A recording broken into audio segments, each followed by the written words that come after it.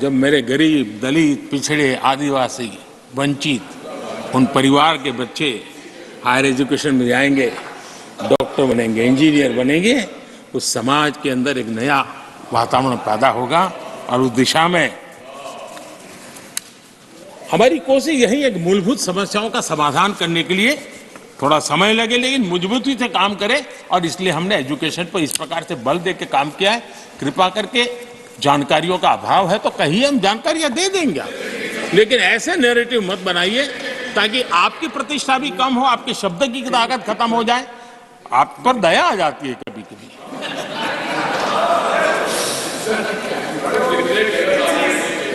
आदरणीय सभापति जी, सबका साथ सबका विकास ये नारा नहीं है, ये मोदी की गारंटी है।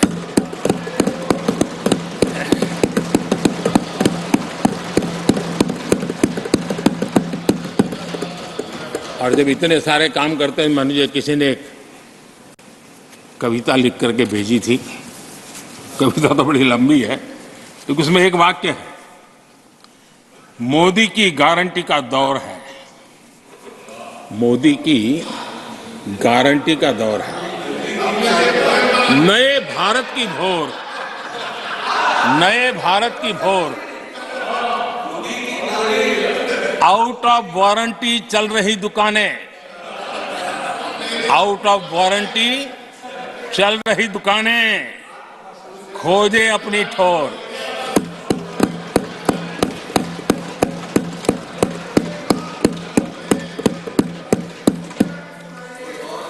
आदरणीय सभापति जी,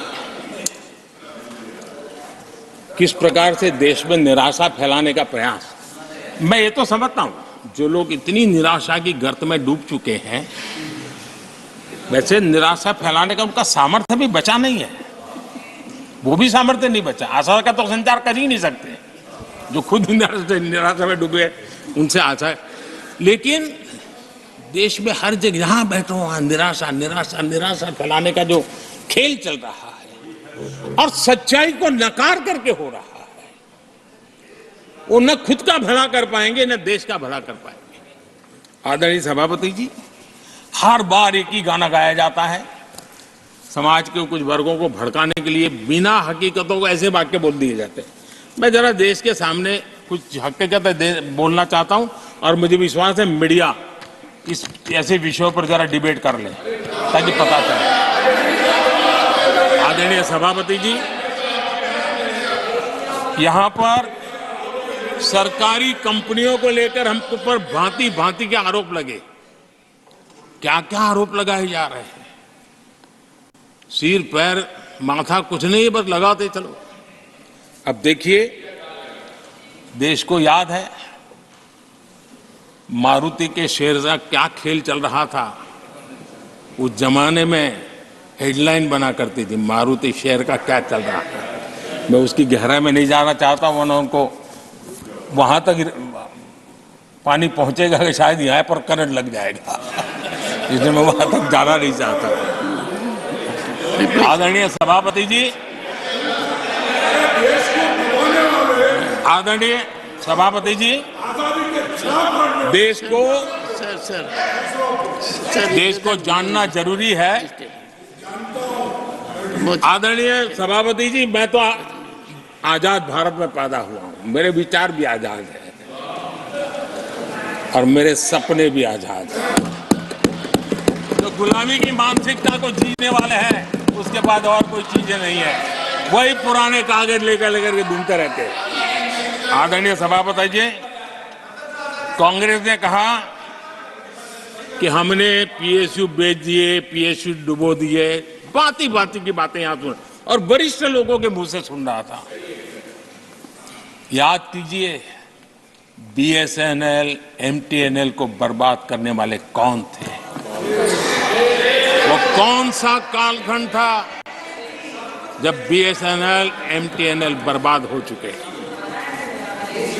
जरा याद कीजिए, एचएएल, उसकी दुर्दशा क्या करके रखी थी, बर्बादी। और जाकर के गेट पर भाषण देकर के 2019 का चुनाव लड़ने का एजेंडा तय होता था एचएएल के नाम पर। जिन्होंने एचएएल को तबाह कर दिया था वो एचएएल के गेट पर जाकर के भाषण झाड़ रहे थे। आदरणीय सभापति जी, एयर इंडिया को किसने तबाह कर दिया, किसने बर्बाद कर दिया, ये हालत कौन लाया था? कांग्रेस पार्टी और यूपीए ये 10 साल की उनकी बर्बादी से मुंह नहीं मोड़ सकते। देश भली भांति जानता है। और अब मैं हमारे कार्यकाल के जरा सफलता की बात बताना चाहता हूं। आदरणीय सभापति जी, आज जिस बीएसएनएल को आपने तबाह करके छोड़ा था ना, वो बीएसएनएल आज made in India 4G 5G